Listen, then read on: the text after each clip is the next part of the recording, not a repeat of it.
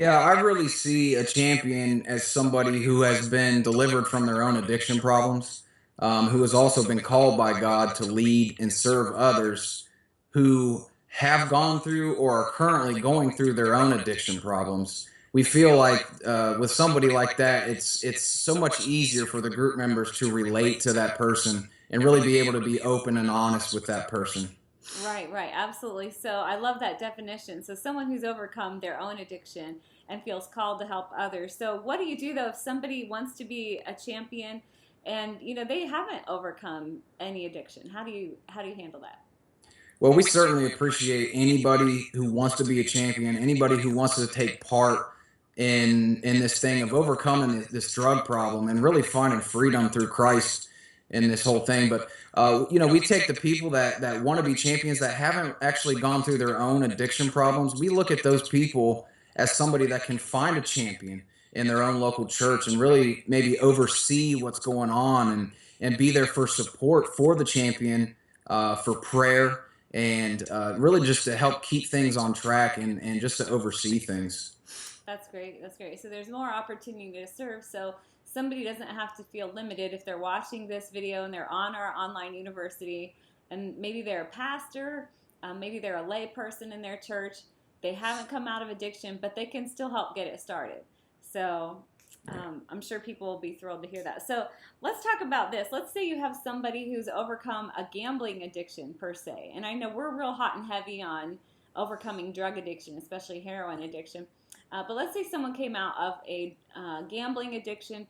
Would they be qualified to be a champion and to lead a group at their church? And why or why not?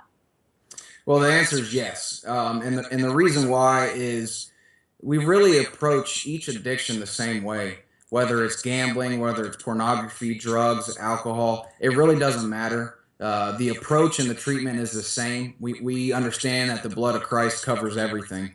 And so we treat it all the same way. And so anybody who's come through their own addiction, no matter what it is definitely qualified to be a champion in their local church and to lead and serve others that are going through the same thing. Okay, great. That's great. So, in your group, again, I know this is right at the beginning. This video will come first in a series about champions. So, a champion, just if I'm hearing you correctly, is somebody who's overcome any type of addiction. And then the group is made up of people who are of the same sex who are overcoming various types of addictions. That's right, and it's important that you mention we male and female. The men have to be with the men, and the women have to be with the women. I feel like the issues that each struggle with are different, Hmm. and the only way for the group to work is if they are separated, and that just allows everybody to be more open and vulnerable and honest with each other. Right, I would agree. It keeps it a safe place. So let me go explore that a little bit more deeply. So there are a lot of co-ed groups out there. There are a lot of small group models out there for recovery from addiction. So what makes, I mean, you kind of started. You have the most successful group. You've done this for the longest period of time. What makes a champion group unique from other small group ministries that help people overcome addiction? Yeah. Well, first and foremost, there are people getting saved and accepting Christ in our groups. That just, I don't know if I've ever heard of that happening in another group. And if not, if we're not doing that, if that's not what we're doing this for, then we're missing something. But really, what our group is, the addiction and those types of problems, that's what initially brings us together. But we're there to serve Christ. We're there to be discipled and to really step into our calling and to become equipped to empower the church. We don't think that somebody should just stop using drugs and say, all right, I'm sober, now I'm good to go. That's good, but we really want you to understand that there's so much more out there. That's than what's in front of your eyes. There's so much more out there than just not doing the things that you did before. If you've gained freedom through Christ, you should be able to want to share that with other people. And really, that's the only way that I feel like we're going to beat this drug problem that's going on is if the people that have been redeemed from their own addictions then step into their calling and answer God's call and help other people that are going through the same thing. That's really good. So, kind of stopping being served to become a servant, right? I mean, that's kind of graduation. I mean, we're always receiving ministry from each other for sure, but the primary existence of that person goes from being served to being a servant. Exactly. And some of the greatest leaders that have ever walked this earth first learned to be great servants. I would say most of them did. And that's important. It's important to have a servant's heart in order to be a good leader. Yeah, that's good. So, speaking of a servant's heart, I know we're going to get into this more deeply in future videos, but servanthood is one characteristic. What are some other characteristics of a champion that you feel are important to be able to successfully perform this ministerial duty?